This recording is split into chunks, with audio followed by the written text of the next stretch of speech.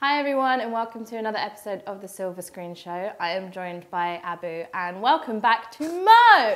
Hello! Glad to be here! Nice of you to join us, man. Yeah, nice of you to turn up. We were wondering what you were missing for the last few... It's just the last day, last time. Hope you didn't mind all the subtle jabs you had in the last show. No, I didn't. It wasn't that many, right? No, I didn't spoil you. I didn't spoil you. What are you talking about? Even your mates were asking you, like, where are you, man? Well, my mates are just concerned, generally. Well, and to welcome him back to the show, we're going to throw him straight in with his review of The Shape of Water. Which you were supposed to do. Which we were supposed to do 2 weeks ago. The Shape of Water. Well, So, glad you guys waited for it, because this is one film to watch. This is an Academy Award nominated film now. Is it This like has got It's like 13. 13. Yeah. It's for the most this year, tied right? for the second most. It's the second most, okay. Yeah, second I think most number of Oscars ever. Oh, ever. Nominations. Yeah. So the film is, well, the genre is dark fantasy comedy. Dark fantasy drama, romantic drama. It's No, not drama, I was it's like, comedy. it doesn't look like a comedy from the no. trailer. There is no, it's not comedy. There are comedy elements into it. But it's The really, Marvel effect. yeah, it's more supernatural thriller. It's not thriller, just drama. It's Del Toro, isn't it? Del Toro. Yeah, so Yeah. it's got its- Directed by the super director, Mexican Legend. Guillermo del Toro. I hope I pronounced his name right. Yeah. So the film follows, what's her name? A lady. Sally Hawkins. Sally Hawkins playing a mute person who works in a scientific facility where they bring in an asset, which essentially is like a half man, half fish. Merman. Hybrid. Yeah, it really is a merman. Yeah, just it looks kind of scary. So it's not Little Mermaid merman. Or some Aquaman looking. But if anyone who knows Guillermo del Toro films, Pan's Labyrinth and the rest, you'll know that the man loves monster films and he does monster films very well. Very well. And especially the effects and the makeup of the monsters are just amazing. So this one follows suit and doesn't disappoint. The monster in the film is just short of amazing. It is amazing. It's just short of like top perfection. Perfection. The best you can see. Yeah. I felt like I was comparing this to Pan's Labyrinth quite often, and even to an extent, the feel was like Lord of the Rings. I say this because the feel of the movie was more about like there was a dreamy quality in the film. If you've watched it, you'll know what I'm talking about.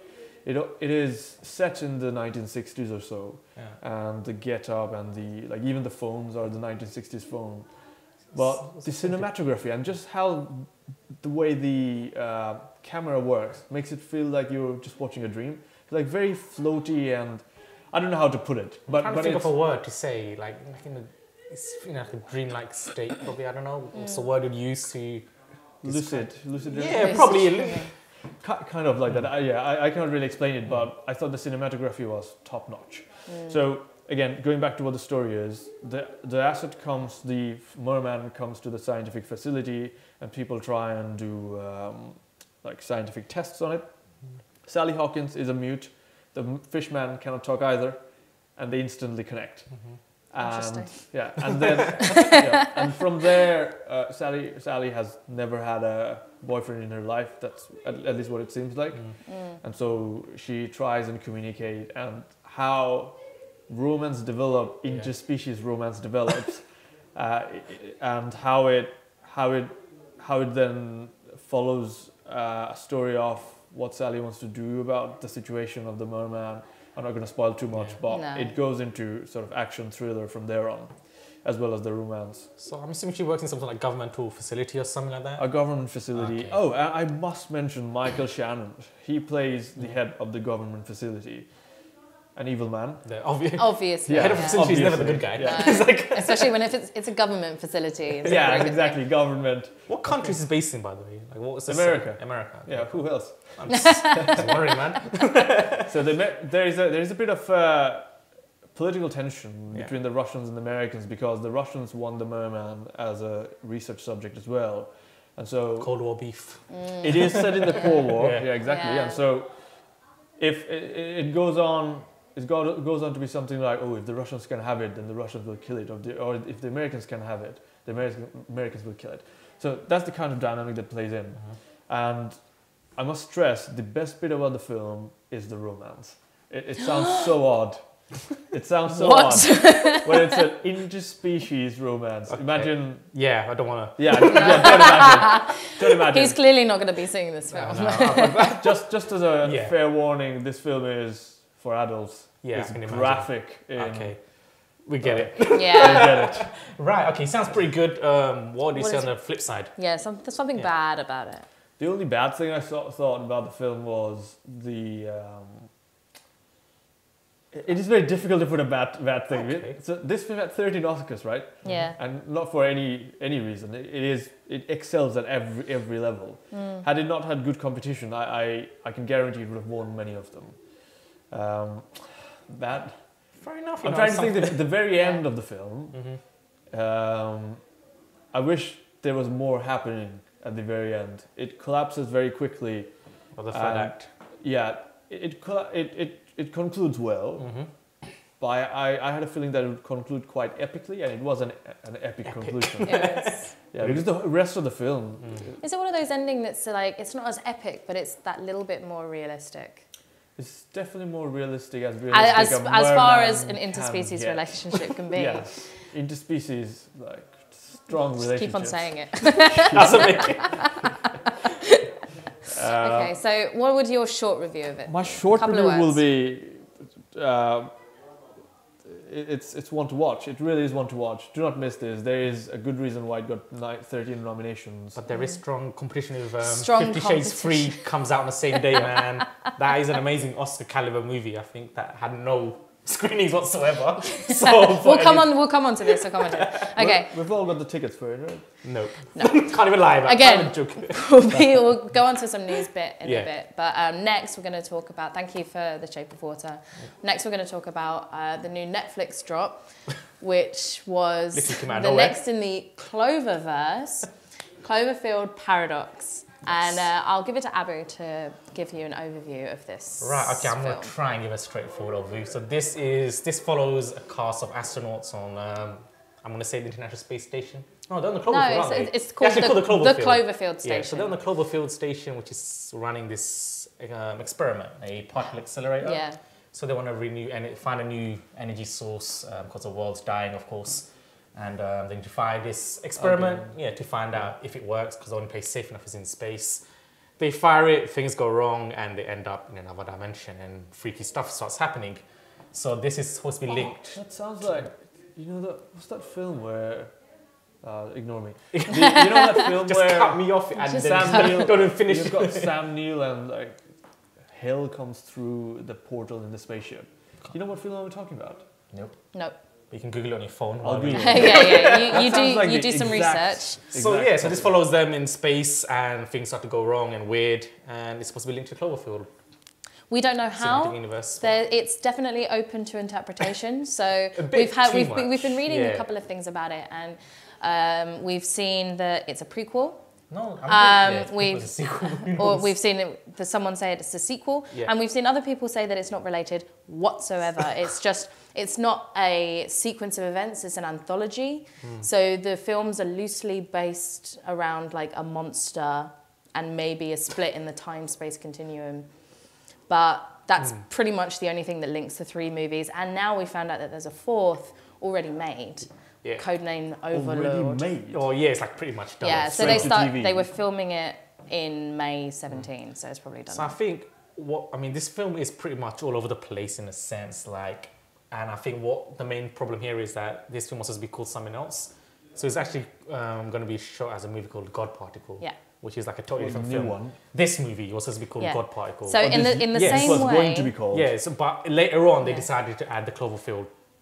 In the same way that 10 Cloverfield Lane was actually going to be called The Cellar, and then J.J. Abrams took over and they reshot some and made a link to the Cloverfield. Which is why is Cloverfield so interesting? We don't know. We don't know. So none of us actually really like the original Cloverfield. I don't like found footage very much. Not just us. No one cares about Cloverfield. J.J. Abrams. No one really does. I mean, just leave it alone. Like, leave it dead and buried. Before I rage into this movie too much, I mean, what I do want to say on the good side of things is that I love the cast. I think it's such a great, strong cast. So Chris O'Dowd, who's always hilarious, but he feels a bit out of place in this. I think he's one-liners are a bit weird. He's definitely a bit more relaxed, restrained in this. Yeah. So he's not full on like the IT crowd, Chris O'Dowd, or like Bridesmaids, Chris O'Dowd. He's definitely he's still a little bit of the comic relief in this. I think you've just sold the film to me. I'm definitely going to watch it now. and you know what is another great actor? Chris O'Dowd's arm. We're not gonna tell you what happens. Just his arm is great. Daniel Brew, he's always great. So he was Zemo in Captain America: Civil War. The bad guy. Inglourious Bastards as well. Inglourious Bastards. No way. Yeah. David Oyelowo. I was Oyelowo. Oyelowo. Yes. And he was really great as the captain. And Elizabeth Debicki, who's always seems to be the bad person in every movie I see for some reason. So she's in Guardians of the Galaxy 2 as the leader of the Sovereign people, and she's kind of you see her coming. Yeah. Really, Yeah. So yeah, I mean the cast. But apart from that, I think the movie was just a bit confusing. I'm not really too sure where it's going. It's one of those films that's supposed to be, or at least from what I've read, it's supposed to be a bit more visceral. So I watched it today, and I was just thinking like, what is going on? And I started reading about it, and I kind of get it. Like, it's supposed to outline like the needs of the many outweighing the needs of the few, and like how doing the right thing isn't always doing the right thing, and how it's good to have balance and make careful decisions, but ultimately there's this unpredictability that you can't control in life, and all this kind of stuff. I disagree with that. I just think this movie doesn't. It's just gone way too deep for itself. Because it's just Cloverfield. Let's be honest. No, and that's what I thought. No need to go. This is like me and Mother. Like I couldn't get on board with Mother because it's too much of the allegories and stuff. And in this is the same thing. So just be what you need to be. Yeah, because it's like this film talks about like don't fire these experiments and open up another wormhole or universe. And the demons will come in and demons. This is where it probably links into the original Cloverfield. But there's no demons. It doesn't mention anything. Wait, are the demons as big as the first Cloverfield? They're bigger. Yeah. Well, the one that they show is on bigger. The spaceship. No. On the spaceship. So there's none on the spaceship. It's fun though. Basically, all of the things that start happening. It's all set in space. In the Cloverfield spaceship. But everything that's happening is supposed to be as a result of two dimensions colliding. No. In the space, so the space station goes into another dimension. Because of the experiment they're running. Because of the another world. Yeah. Or another alternate universe. That sounds pretty so then there's the idea that all of the other films are a multiverse. So each film is set in a different universe, and people are talking about it. I know really exactly. It's just and lazy. it's like, you know what? Just go full haul, take it back, make it a prequel. That would have been great. But putting all of ambiguous. this, exactly. Putting all this interpretation into it just makes it either garbage or great, and it's kind of garbage. It's like, I want to one thing. I don't want to spoil it too much, but the ship is weird because like everyone just it's a space horror, so people are gonna die. But it's just like it doesn't make any sense. It's like it's not like a better movie would be Life, which is I'd agree. Definitely. Life was great because they had an alien, then the alien just wanted to kill everyone. Fair enough. Here it's like people are dying, but it's like, wait, why are they dying? Is it because it's just randomly dying, or is it because the spaceship's sentient now? You know, actually, what I thought when I was watching it, it's very Black Mirror.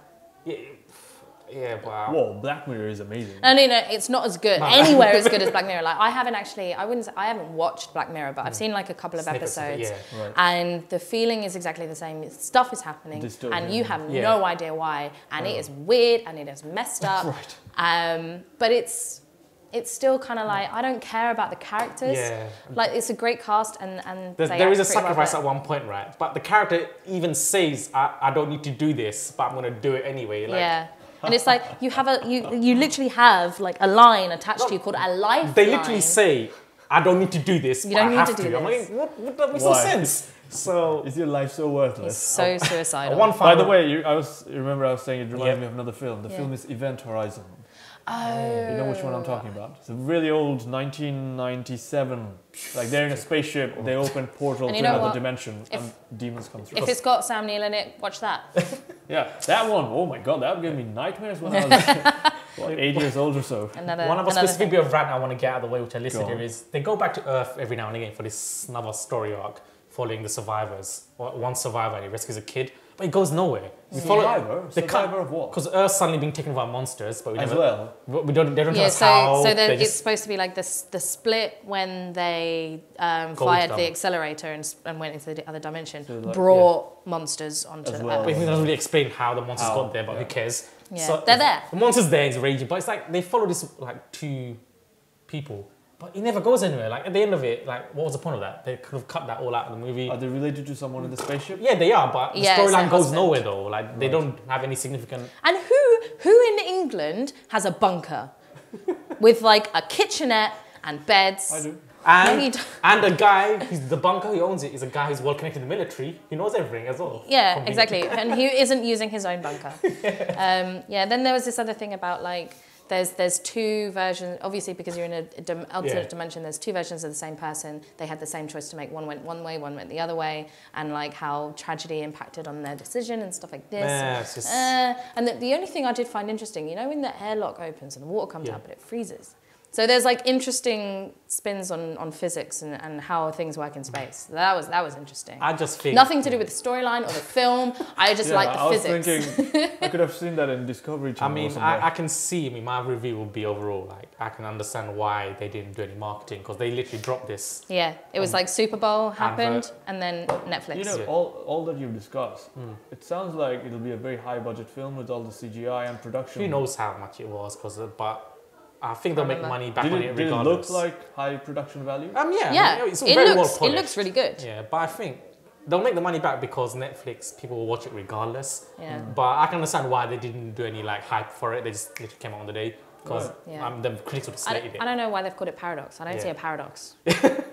It's a cool word, yeah. It's a cool word. We're just going to use it. Right, yeah, short reviews. At least they didn't do a reborn or something. Cloverfield Reborn. My review explains the marketing because this is the reason why they kept it so low key and just released it without anyone. Yeah, and gave it to Netflix where they'd get an instant return on it. Otherwise, it would have been slated before it came out and would not have been good. So. But yeah, someone make Cloverfield happen. It's not gonna happen. I mean, it's not gonna happen. Yeah, mine would be if you own Netflix. Yeah. Watch it. If not, maybe. Yeah. Yeah. Okay. Moving on to our next bit. Our last minute tag on. Yeah. I saw Early Man early in the week with my dad, so I'm going to be doing a 1 minute review. You wanna put the clock on? Okay, so we need to get the clock. I'll put the clock on. Remember 1 minute. Last time we went easy on me, but no, we want ruthless. Yeah, we want efficiency. 1 minute. I'll let you know 5 seconds before it. I mean, I'm just going to put this out there. This film deserves more than a 1 minute review. Yeah, we have some logistical issues. Stop. Okay, Early Man. It's directed by Nick Park, who also stars as Hobnob, this dog pig thing. And it's from the Aardman Animation Studios, who also made Shaun the Sheep, Chicken Run, Wallace and Gromit. You've got Eddie Redmayne, Tom Hiddleston, Maisie Williams, Timothy Spall, Richard Ayoade, Rob Brydon, Miriam Margolyes, Johnny Vegas, Gina Yashari, Mark Williams. Massive crowd. You've got adult jokes. It's a PG film, so the jokes are very subtle. But at one point, I was nearly crying and thinking, is this really a PG film? It follows a caveman tribe who have to enter a football match with the Bronze Age tribe to try and save their valley. It sounds really silly, but it's an Aardman film. It's clay animation. Yeah. It's going to be silly, and the jokes are silly. It's toilet humour, and I absolutely loved it. My dad was almost in tears, and he's a 65-year-old man, and everyone in the film was absolutely loving it. They also did like creature comforts and flushed away, and the detail that goes into it is amazing. You can actually see like the like fingerprints on the clay when they do really close-up images. It is absolutely unbelievable. It's a very simple storyline, but at the end of the day, it's for kids, but adults will love it too. Awesome. Great. 7 seconds. PG-13, really? Okay, PG. With all the jokes. Yeah, I'm ready to just say just because of jokes now. There's a really good bit where they like fly out the window while holding onto a toilet roll, and it gets to the end of the toilet roll and it just stops. It doesn't break like toilet roll actually would, and then they get to the floor and there's a poster on the wall that says like for the toilet. It's an advert for the toilet roll, and it's like no one's second choice or number 2 or something like that, and it's just really silly. But I'm surprised it's got a lot of toilet humor in it, to be honest. Like, I can understand it was a bit more like a 15-cut film, but if the kids don't get it, it's fine. Exactly. But it's got like the cast is incredible. Yeah, it's great. Yeah, I heard Tom Hiddleston. I was like, wow. Yeah, Tom Hiddleston plays like the baddie, obviously. Of course. Maisie Williams plays a character called Guna. Like, it's a football film, so the names are kind of like plays on... Cool. I don't talk about Gooners right now. FIFA, and like Asbo, Treeball Mints, Gooner, and stuff like that. Yeah, Gooner, I'm really annoyed at them today. Yes. Waste, man. This is not what that show is for, okay? Okay, so we're gonna move on to do a little bit of a news segment. So last time we did the Oscars. Yeah. Now we're gonna look at the Super Bowl and some big trailers that dropped. A lot of trailer drops this week. So many trailers. So we're gonna quickly run through them. I watched like the whole thing, and it was a good like 12 minutes of trailers just from the Super Bowl. Yeah, I mean, it is like the prestige marquee marketing slot for everyone. So we've talked about Cloverfield. We can ignore that now. Never again. Should we jump in with, well, let's do one. I don't think it was at the Super Bowl, but I really wanted to mention it. Deadpool 2. Deadpool meets Cable is the trailer sort of title. Yeah. And it just had a massive dig at DCEU. So it was... Sorry now. The line is like, why are the visual effects not done? It's a metal arm. It's not like we're trying to remove a mustache. For that alone, I think that wins. For that alone, Deadpool 2 is going to be a winner for me. That mustache just killed the DCE. Amazing. But yeah, I was actually worried Deadpool 2 wouldn't like. What happened? No, it wouldn't hold up to what Deadpool 1 was. But the trailer sold me. It does. I think it is going to hold up, and I think they've got good ideas. They've got good people behind it. Yeah, Ryan Reynolds really cares about it as well. I mean, if it wasn't for him, this whole thing would have even happened. Exactly. After it's the garbage definitely his baby. Wolverine Origins. I'm sure he's got a lot of creative input in this. Exactly. Yeah. I think he's got probably most of the creative and the great thing about that trailer is there's the comedy, but there looks like there's going to be some amazing action with a few more X-Men and things like that. And Cable really obviously getting and Cable, well, yeah. Cable Josh Brolin, right? So definitely that's one to look forward to. So isn't he playing Thanos and now Cable? It's his alter ego. That is true. He masquerades as Cable during the nighttime. Okay, next one. Shall we go for possibly your favourite? Mission Impossible. Yeah. Of course, man. I'm loving that. Really? Yeah, well, I have the trailers that drop for sure. My favourite as well. I'm really looking for this movie. I mean, I love the other two. While we were talking about the Tash. So. Ghost Protocol and Rogue Nation, I think are really solid films, and this is obviously looks like something even better. And I think Henry Cavill's moustache just really makes it even more funnier. Yeah. Every time I see that Tash, I'm like, damn man, that killed DC. That killed Justice League. The fact Paramount was just like, nope, we can't cut it off. Yeah, that's hilarious. So what? That must be an inside joke that went into put that on the contract. I literally think the first scene in this film should be him just shaving it off in the mirror. I'm like, yep, looks good. Yeah. So that's coming out in July. Yeah, so you guys are going to love it. I'm Probably. Henry Cavill looks amazing, like when he's in that scene where he's in the toilet bathroom. Tom Cruise obviously does his stuff. The stunts are looking insane. Like I saw the Graham Norton interview with. Yeah, I mean that shot where he broke his ankle. Broke his ankle, and then the stuff about the helicopters as well. Yeah, apparently that's the most dangerous stunt he's ever done. So I mean, he ups it every year. But I wasn't aware that when he broke his ankle, he just carried on with the shot, and it's in the film. So the pain you see in his face. I love it when you hear things about you know when Viggo Mortensen broke his foot in Lord of the Rings. And he just carried on, and it made it like one of the most emotive scenes of the film. And it was like literally in so much pain. But I don't know if it's kind of turning into Fast and Furious with the number of films. No way. I don't care. You could have said the same thing about Bond then. To be honest, right now I think Mission Impossible is ahead of Bond because Spectre and Rogue Nation came out. Without a doubt, Bond. The only good Bond was Casino Royale. I really don't think Skyfall Can we look past the new Bond and go to the old Bond, please? Because that's one that counts. Well, I think most people in today's age would be comparing like for like, right? You have to compare, what's that? But definitely looking forward to that. Okay. It should be great. Moving on to one that I'm pretty surprised at. Solo, a Star Wars story, also coming out. This is all like summer releases. I thought that's coming out in the winter, like with other Star Wars. But it's coming out in May, which caught me out a bit. But they just need a bit of cash, and they know they can get. Yeah, but I'm not intrigued. I'm not feeling the guy playing Han Solo. That's what I was thinking as well. I'm not interested in Lando. And what's his name? Daniel Glover. No, Daniel Glover. Yeah, I'm more interested in that character. Than that'd be good. He looks amazing, man. But he looks really good. Yeah, he doesn't look quite as like charming and cavalier. It reminds me of when they cast Dan DeHaan in Valerian. It's just like I'm just not feeling that casting. It's just I don't know. Some of the dialogue in the trailer just it just didn't do anything for me. Someone commented on my Facebook going, "What did you think of this?" And I'm like, oh, maybe it's the Last Jedi effect or some kind of like Star Wars, like maybe.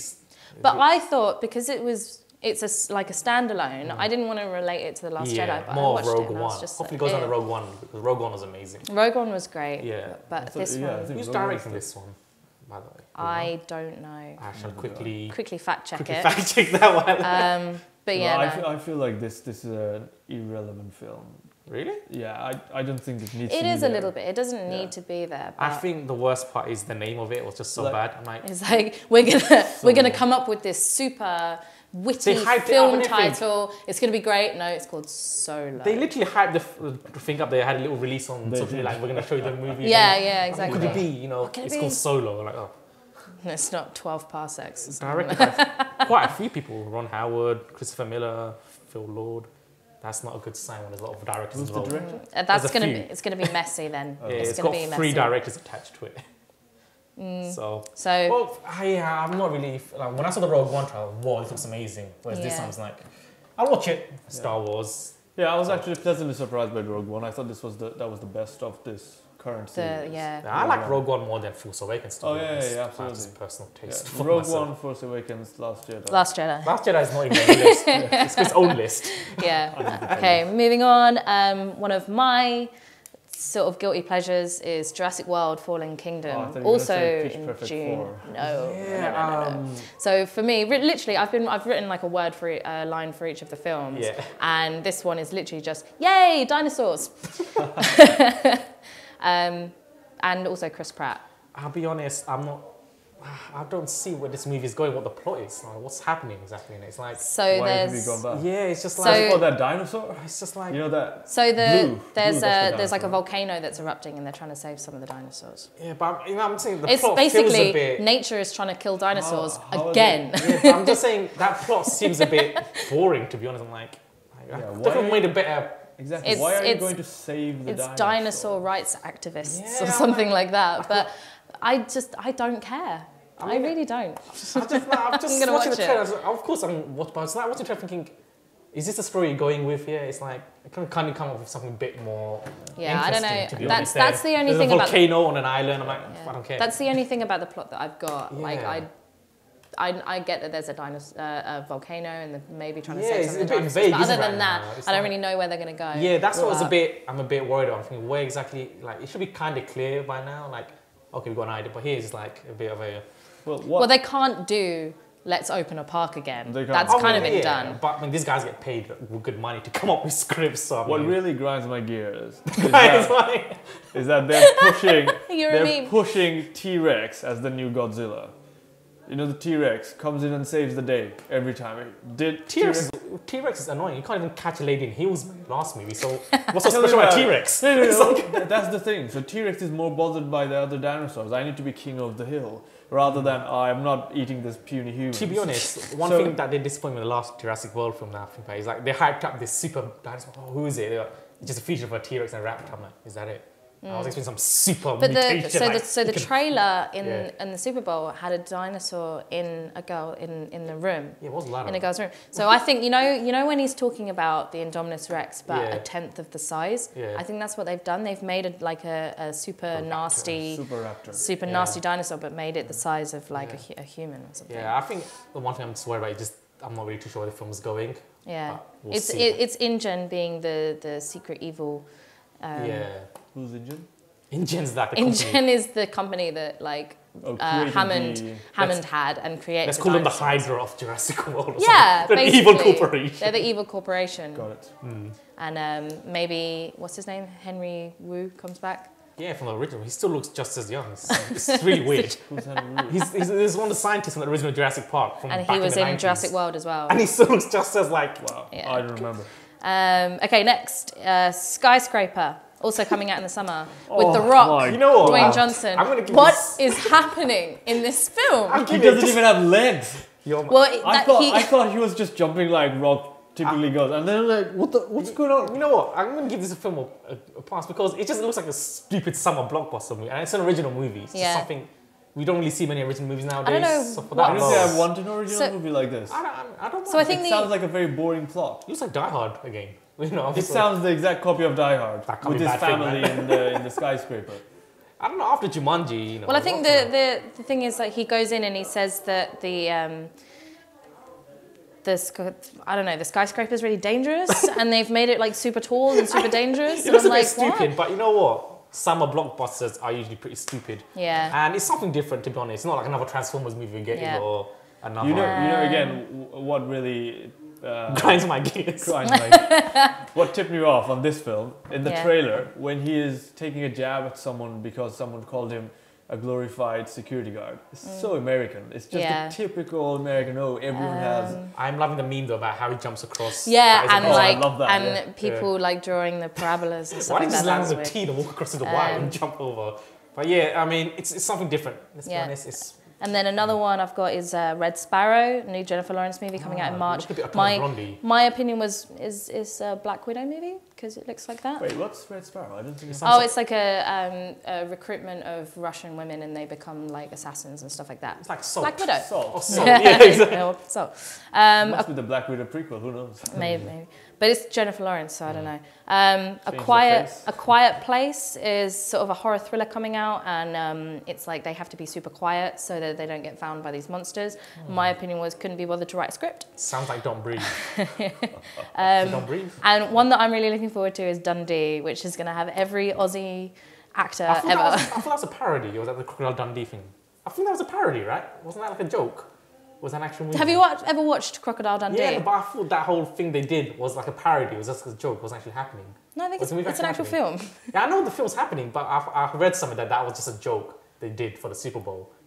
No, I think it's a film. I think it's a film. I'm going to have to clarify this. I'm pretty sure I've read it. They just did it for the banks. It's not actually a real trailer. I really hope it's a real film. I'm going to Google it right now. Okay. I'm pretty sure they said really quickly. Danny McBride, like all the Australian actors are in it. So yeah, so it's like Hugh Jackman, Danny McBride, both of the Hemsworths, Margot Robbie, and all this kind of stuff. I really hope that's a real film. I'm pretty sure I read. Really. Then we've got another Superman series, but it's about his grandfather called Krypton. Superman. So yeah, DC. it's Krypton. DC thing. Oh, TV series.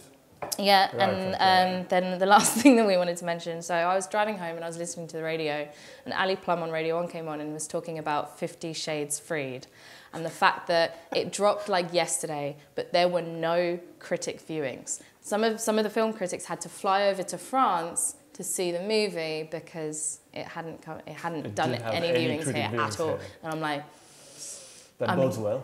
That bodes well. I mean, none of us are going to see it anyway. Sorry, Alenya, do you want me to break your heart? It's the fake Crocodile Dundee movie made by Tourism Australia was one of the more fun and memorable promotions. Tourism Australia, wow. It was an elaborate marketing campaign that had all the I'm sorry about that, but I was pretty sure that was like, go watch Australia, the other film. No. The one with Hugh Jackman as well. I don't trust Hugh Jackman anymore. Okay, so with that heartbreak, we're going to end the show. That's okay. You can watch. We can mix and mash a few films with Hemsworth in there and Hugh Jackman. I don't think Hugh Jackman and Hemsworth have ever been on the same screen. I don't know. But we've got to pull it to a close on that bombshell. On that absolute nuclear bomb. Everyone have a good weekend and we'll catch you at the next episode. Bye.